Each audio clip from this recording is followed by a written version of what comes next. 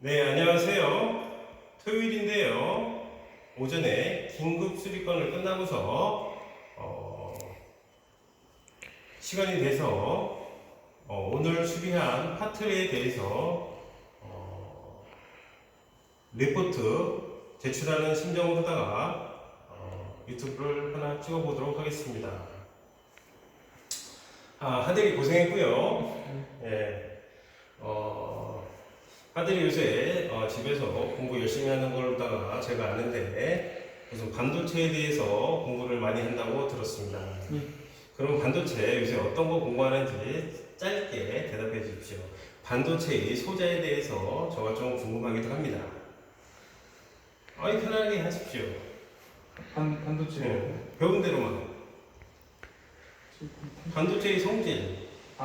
반도체 같은 경우는 기본적으로 이제 원래 도체나 부도체가 있는데 이제 도체 같은 경우에는 이제 전류가 통하는 이런 물체를 얘기하는 거고 반도체 같은 경우는 전류가 통하지 않는 건데 이제 이런 반도체 같은 경우에는 이제 이 부도체하고 도체를 이제 반반 섞은 거라고 보시면 돼서 이제 전류가 통하게 할 수도 있고 또 반대로 또 안 통하게 할 수도 있고 이런 걸 이제 반도체라고 이제 정의를 하고 있습니다. 그럼 반도체의 재질은 어떤 걸로다가 이렇게 정의할 수가 있습니까? 반도체의 재질. 뭐 게르마늄이라든지 실리콘이라든지 뭐 이런 게 있다고 그때 얘기 들었는데 반도체와 반도체 사이에 어떤 무슨 성질을 넣어서 그렇게 사가원소는 사가랑 삼가, 오가 다이오드가 원래 그럼 다이오드도 반도체니까 그거에 대해서 설명을 해주시면 돼요. 뭐 예를 들어서 일단 뭐 다이오드의 설명을 잠깐 하자면은 일단 다이오드 같은 경우는 이제 P에서 N으로 전류가 한 방향으로 그렇게 흐르지가 않고 장벽 전압이라 해서 다이오드 같은 경우는 이제 게르마늄이 7V 정도인가 그 정도를 이제 0.7V 정도를 이제 그 좀 가져가는 거예요. 그러니까 그 장벽 전압이라 해서 이제 P에서 N으로 전류가 통과하면서 그 장벽 전압이라는 게 이제 0.7V 정도로 이제 좀 뺏어간다라고 이제 보시면은 그래서 다이오드가 아무래도 전자회로 부분에서 엄청 중요한 겁니다. 예를 들어서 PNP, NPN은 그런 특성적인 소자가 있는데요. 그것은 유럽 거 같은 경우는 뭐 PNP를 쓴다 보통, 그리고 국내 아시아권에서는 NPN 같은 소자를 쓴다. 즉 어떤 포인트에 시그널을 줘서 전류치가 합치는 것, 전압치가 합치는 것, 그런 특성을 따라서 NPN, PNP로 정의할 수가 있는데요. 그것은 NPN과 PNP에 의해서 회로의 구성을 설계할 수가 있습니다. 전자 회로에서 엄청 중요한 겁니다. 그러면요, 여기서 그냥 지나갈 수가 없으니까 또 요새 살이 쪘다고 또 운동하신다 그래서 한번 저기 자신 있는데 뭐 해보는 거 어떻겠습니까? 뭐 쑥스러운 거 없어. 창피한 것도 아니고. 자신이 없습니다. 탁구 3부 친다 그랬나? 아니 4부. 4부도 잘 치는 거지. 4부도 맨날 밥만 먹고 맨날 가는 분들이 몇 부야? 2부? 그런 분들이 좀 개개인별로 체력이 크긴 한데 기본적으로 좀 운동신경이 좋으신 분들 같은 경우는 이제 뭐 1부, 2부 이렇게까지 가시고 1부는 선수급 아닌가? 1부는 이제 또 지역 부스하고 오픈 부스가 따로 있는데 지역 부스 1부 같은 경우는 이제 오픈 부스가 이제 전국 부스긴 한데 이제 오픈 부스를 쓸 때 한 3부 그 정도 해서 이제 뭐 준 프로급은 아니고 좀 그래도 지역에서 좀 남다 김다 하시는 분이라고 좀 칭할 수 있다고 말씀드릴 수 있을 것 같아요. 그러면은 한번 잘하니까 그럼 기본기가 어떤지 탁구 할 때 기본기만 잠깐 보여주십시오. 기본기. 뭐 기본기 일단은 기본적으로 이제 뭐 예를 들어서 포핸드 같은 경우에는 이제 오른다리가 왼다리보다 살짝 이제 반보에서 좀 이제 뒤로 떨어진 상태에서 이제 오른다리가 뒤쪽으로 오른다리 왼쪽으로 뒤로 해서 이렇게 해서 이제 기본적으로 이제 오른팔 같은 경우에는 이제 거의 90도로 만든 다음에 허리 살짝 쓰면서 이제 45도로 이제 포인트고 이제 백핸드 같은 경우에는 이제 오른다리랑 이제 왼다리랑 좀 살짝 좀 백핸드. 평에 하게끔 만들어준 다음에 살짝 이제 배꼽 쪽에서 이제 앞쪽으로 살짝 올려주면서 더 오케이. 그러면 기본적으로 이렇게 한번 같이 해보자. 어떻게 이렇게 해 놓은 건 어떻게? 이렇게 해서 이제 툭 위에 올려주시면 툭. 다시 뭐 오케이. 근데 만약에 김택수 같은 선수분들이 만약에 시내로 올해 탁구공에다가 시내로를 줘갖고 이렇게 딱 해서 쳐도 치고 스매싱 들어오면은 아무래도 난다긴다는 사람들이 못 받는 거네. 그렇죠. 이게 왜냐면은 그러니까 뭐 일부 분들이 아무리 잘 치고 국가대표 이런 분들한테는 비비기에는 좀 무리가 있지 않나 싶어서 그런 분들은 이제 국가대표 분들은 이제 스피드나 이제 회전 양이 좀 많이 그럼 1부랑 4부랑 붙었을 때 4부에서 공 10개 잡아줘도 1부를 못 이긴다는 거네? 한 기본적으로 4부랑 1부랑 게임을 할 때는 한 5개 잡아주고 공을 5개 줘. 예. 간단하게 짬을 내서 탁구에 대해서 한번 얘기도 해보고 도체에 대해서 얘기도 해봤습니다. 그럼 오늘 수리를 하고서요 시험단에서 오전에 긴급권으로 수리를 했는데요 미쓰비시 페일트에 대해서 한번 설명을 해보는 시간을 가져보도록 하겠습니다. 예. 미쓰비시는요 대표적으로다 알람 코드로다가 할 수 있습니다. 대표적으로다가 알람 코드 16번, 알람 코드 20번, 알람 코드 21번, 알람 코드 32번, 알람 코드 52번, 51번, 30번 이렇게 있습니다. 알람 코드 10번, 네? 알람 코드 10번 과부 저전압, 알람 코드 16번 엔코더 케이블 결선 단선, 알람 코드 20번 검출기 이상, 알람 코드 21번 회로성 내부 회로 이상, 알람 코드 32번 과부하 오버커렌트, 알람 코드 52번 51번 때는 과부하로 인해서 모터가 이상했을 때 나타나는 현상입니다. 그러면 여기서 중요한 포인트는요 알람 30번, 알람 32번 시험단에서요 갑자기 기계가 고장났는데요 알람 코드 30번, 32번이 발생했습니다. 알람 코드 30번, 32번은 내부 회로 기판 이상 요거는 약간 수리를 할 수도 있는데요 수리 깊이가 있는 반면에 수리 성공률이 약간 떨어지는 반면에 의해서 이것은 스페어 파츠로다가 파라메타 공법을 써서 파라메타 업로드, 다운로드로 들어가시면 될 거라고 생각이 듭니다. 그럼 파라메타가 이상이 있을 때 그러면 파라메타가 브로컨 됐을 때 보통 발생하는 알람 코드는 37번이라고 알 수가 있습니다. 37번은 뭐야? 파라메타 이상. 파라메타.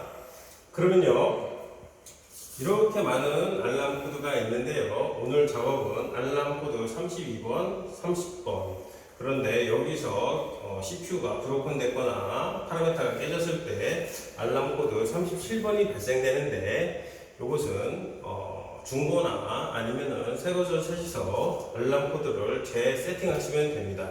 기피에 들어가셨어요 분해능이나 그런 기계적인 특성에 맞게끔 파라메타를 세팅해 주시면 됩니다. 그럼 여기서 중요한 거는요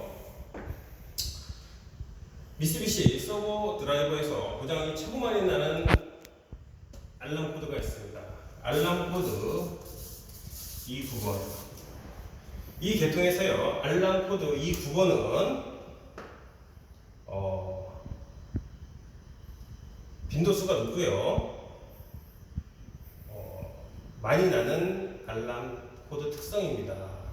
내부 회로 기판 이상인데요 어떤 부품 소자나 어떤 회로적인 문제가 생겼을 때 알람 29번이 발생됩니다.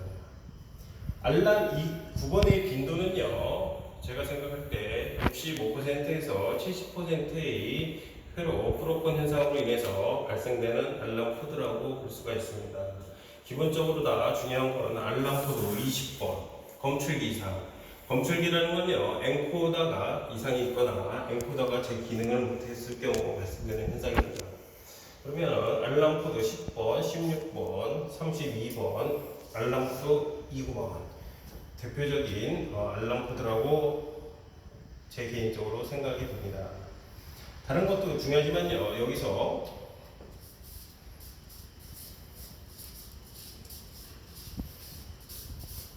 예, 51번, 52번 알람 코드 51번, 52번은 주로 모타 쪽에서 발생되는 알람 코드입니다. 51번, 30번, 21번은 검출기가 틀어졌던가 상이 틀어졌던가 모타의 이상이 발생해서 생기는 현상입니다.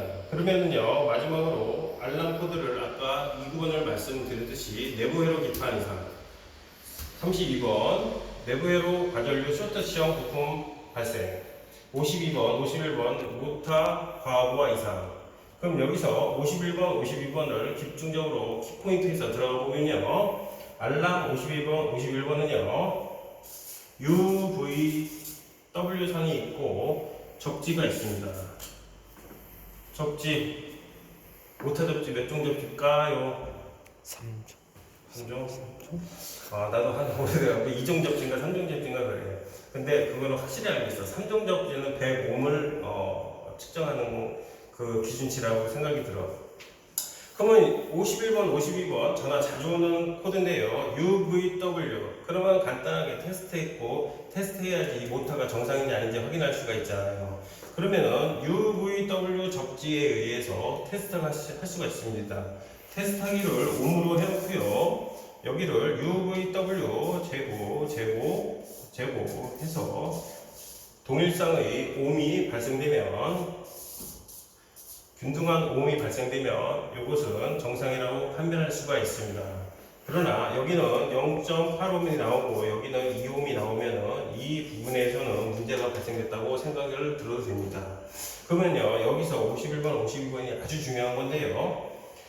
아까도 말씀드렸듯이 불평등이 발생되면 UVW 상에서는 프로콘 되는 것 때문에 한쪽으로 다 틀어지거나 그런 현상이 있어서 이거는 문제가 확실합니다. 그런데 여기서 중요한 거는요, 이것이 중요한 겁니다. 어스인데요, 여기에서 UVW를 쟀을 때 여기랑 도통이 되면은 절대 안 됩니다. 그런 거는 스테이터 모터의 권선이 절연히 파괴된 겁니다. 보통 때는 절연이 파괴되면 안 되죠. 전류에 의해서, 전압 그런 거에 의해서.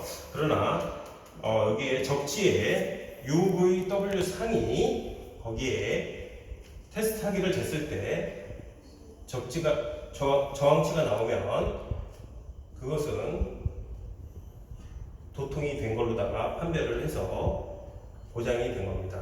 모터에는요, 에나멜이 칠해져 있는데요, 에나멜 구리선인데요, 그게 어떤 열이나 어떤 외부적인 특성과 전류의 과전류치에 의해서 그게 어떤 현상이 일어나서 이게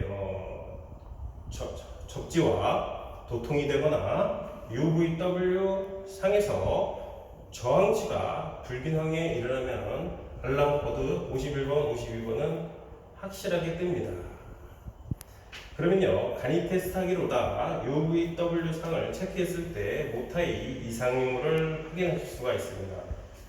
그러면 오늘 결론을 내리면요, 모타 알람 코드 51, 52, 30, 21 드라이브 알람 코드 32 제어 회로 기판 쇼트성 부품 소자 발견 알람 코드 29번 부품성 노후성 부품 이상 발생 소모성 부품, 오래된 부품 체인지 해주면 갖는 거라고 생각이 됩니다. 알람 코드 20번, 계측기, 검출기, 엔코더 결산, 엔코더 이상. 알람 코드 16번, 케이블, 단선, 결선, 한선이 끊어졌던가, 유동성 현상에 의해서 전선의 특성이 떨어졌을 경우. 알람 코드 10번, 전압의 서버 드라이버의 전압이 제대로 형성이 안 되거나 어떤 소자가 감퇴돼서 전압을 제대로 발생이 안 이루어졌을 때 발생하는 알람입니다. 이것은 미쓰비시 서브드라이버 옛날 타입에서 주로 발생되는 알람 코드로서 언제나 엔지니어는 이것을 숙지를 하고 그림자만 봐도 이게 어떤 현상 때문에 어떤 이유 때문에 일어난다고 알으셔야 됩니다. 네. 알죠? 할 수 있죠? 네? 일단 즐거운 하루 되시고요. 지금까지 빛나테크 수리실이었습니다. 풍어문 잠깐만. 화제를 풍어문. 감사합니다.